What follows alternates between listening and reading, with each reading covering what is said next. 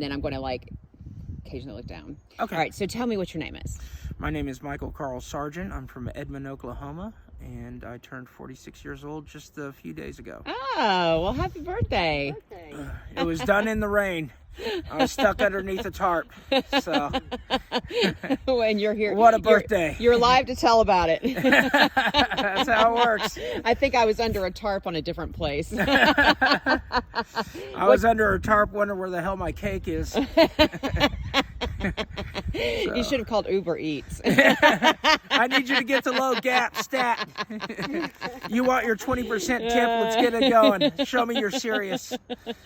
What's your trail name? My trail name is St. Michael. Saint Michael. All right. I think there's a story there. So, There is a story to All it. I was supposed to start on March 30th, and I ended up going April 1st. Because I was delayed a little bit. There were a bunch of happenstances that happened on my way getting here to Georgia. yeah. But the way I got my name was, of all the mishaps that I'd had in the first week that I started hiking.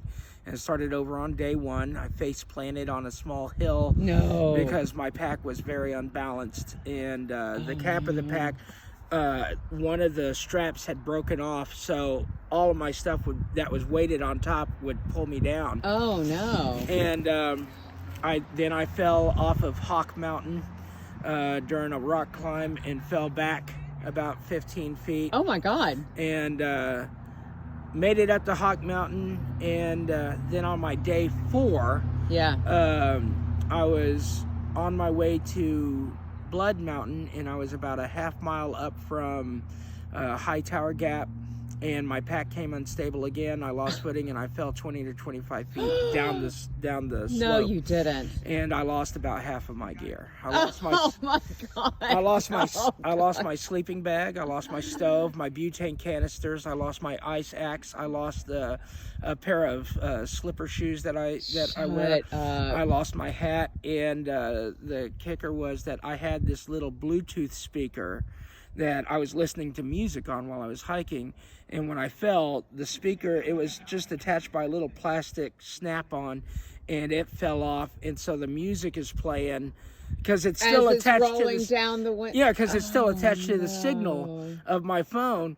And so while I'm trying to recover, while my speaker is going down where I can't recover it, I'm hearing Tom Petty's Free Fallin' all the way down the goddamn hill. Oh, my God. That's so poetic. So so I got real frustrated and got real upset and decided I'm just going to keep fucking hiking. And so I hiked a total of 37 hours total after Hawk Mountain. Oh, my God. And without knowing it, I actually ascended Blood Mountain without knowing I was on Blood Mountain. And then it was so windy that I decided I'm not going to camp here. So I put my headlamp on, and then it took me 15 hours to get down off of Blood Mountain. Because it was night? Because your it was headlamp? nighttime. So I'm night my hiking gosh. down Blood Mountain. That is significant descent. Yeah, that is significant danger and stupidity. And I didn't realize that I'd done Blood Mountain until I was across the street, across the highway from Neal Gap. And that's when I realized, oh shit, I just did something incredibly moronic, and I lived to tell the tale. I go running into Neal Gap because I needed to get new supplies Right. for all the stuff that I had lost. They love you. And the guy that was running the place, his name is Bill. He took one look at me, and he looked up and down and just, you've got to be St. Michael. And I said, I'm sorry. And he says, are you St. Michael? I said, my name is Mike. And he says, did you not know your name is St. Michael? I said, I didn't know I had a trail name. Yeah. And he said, yeah, all the people that came before you are really surprised that you're not dead yet.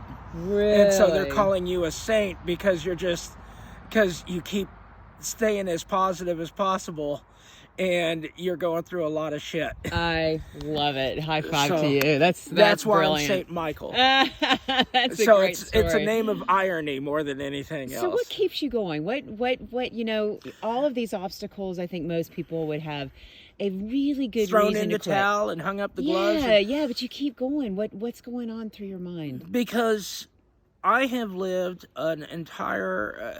I went through a real bad bout of depression. I've tried to kill myself 3 times. Oh, baby, I'm sorry. And I went through a real painful divorce. I went through a real bad bout of drug addiction, depression, suicidal thoughts, and one day I just snapped out of it. And I can't explain how I did it because it wasn't therapy. I didn't go to any therapist or psychiatrist or anything like that. I didn't look for any outside sources. Just one day, it's like my brain just pulled its shit together, and I decided I need to do something different. And I spent good 15 years of my life after my divorce doing my best to try and help other people, but I was never doing anything to help myself. Wow. And I would go to work, and I'd come home, and then I'd go to bed, and then I'd get back up, go back to work, come back home, and I'm just existing. I'm not really living, and I'm not doing anything for myself. And when you're just existing, you're not really you. And I lost a part of myself. And so I decided to do this. I thought about doing this for 8 or 9 years. After I quit my job, I started doing work in stand-up comedy, and that kind of refreshed me a little bit. And it kind of gave me a little bit of a rejuvenation. Yeah. To get on stage and make fun of other people and have a laugh with them. Yeah. But then coming here, I've told people that it's a renaissance. Michael version 2.0. Oh. And it's like I rediscovered myself. Oh. And it's hard to explain more than that. But I've told everybody that I encounter that my worst day here, and I've had some pretty bad days because I've been in the wilderness for 16 days straight before I came here to the hostel. But my worst day here is still a million times better than going to a job I absolutely fucking hate. And being another number, another job ticket, you know, another clock in ballot. And that's what keeps me going, because there are a lot of people that don't get this opportunity. It's on their wish list. Yep. But that wish never gets fulfilled. Right. And that wish goes and follows them to the grave. Yeah. I've been blessed and gifted this opportunity. Yeah. I don't want to me, it'd be like, I feel like I'd be disappointing those that didn't get to go. Yeah. And I'm doing it for myself, and I'm doing it for them. You're 46 years old, and you are rewriting your script. It's awesome. Yeah. It's an amazing experience. Yeah. Everything that I do, even when I'm hurting, if I'm bruised, sunburnt, if I'm aching because falls and stuff, because I've fallen even more times, I've fallen, you know, past that. Yeah, I think you have. But even then, it's like my brain keeps telling me, well, just okay, you need to rest. Just stay there where you fell. Just lay down for a few seconds. Have a couple of puffs on your on your view stick. Get some water, and then get your fat ass up and start hiking. I love it. Because you still need to keep going. You don't know what's around the bend. And that's the way that I look at it. I don't know what's around the corner. Yes. I've been seeing all this beauty, seeing sunsets, seeing sunrises, hearing birds, looking at trees, looking at mountains, looking at landscapes. I got to see what's next. I got to see what's around the bend. And so I just keep going. And you're living. And I don't want to stop. I love And I don't. And my original goal was I got to get to Katahdin.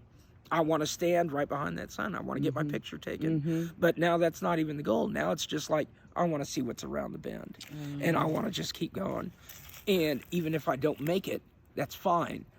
Let's just see how far I can go and see what pictures I can take and see all the people that I can experience it with. Yeah. And I've seen people like Rebel.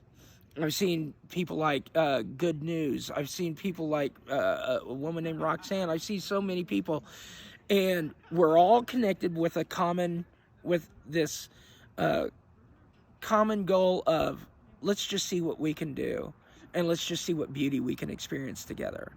And we're connected through that, and it's an amazing thing. Yeah. And it's my renaissance, and that's version 2.0. I've rediscovered Mike Sargent. That's just so beautiful. All right, one sentence Okay. what advice do you give to people who are sitting in the same shoes, feeling that their life is not worth living, that they might want to have those suicidal thoughts? What is the one piece of advice that you would give to them? Work out what's good for you, what's working for you, and what sucks. Yeah. And then the things that suck for you, what can you do in little bits or in big steps? What can you do that doesn't necessarily take you out of the dregs, but makes it more tolerable? Yeah. Because a lot of times life is just shit wall to wall, and you can't get over that. Just like there are people that say, I want to do this, but I've got bills. Well, your bills will still be there. Right. You know, your house payment's still going to be there. Your car payment's still going to be there. Your insurance is still going to need to be paid for. But if you're going to do something, if you want to do something, get the fuck out there and go do it. Yes. In the grand scheme of things, in the grand larger scale, everybody's survival rate drops to zero. And once that happens, you don't get to say, I wish I could have, I wish I would have, I wish I should have. Yeah. And so you may as well just do it now and buck the norm. Don't worry about the status quo, and just go out there and live your life. And while you're living it, my five words are always get something out of it. Yes. Whether it's good, whether it's bad, whether it's positive, whether it's negative, it will build you as a person. Yeah. And you will learn as a human being. Yes. And that's what we're here for to begin with. We are all human beings trying to be human. And it's not always a positive experience, but it's always a learning one. I love it. You have a beautiful story. Thank you so much for sharing. You're welcome. Yeah, you rock. All right. Thank you.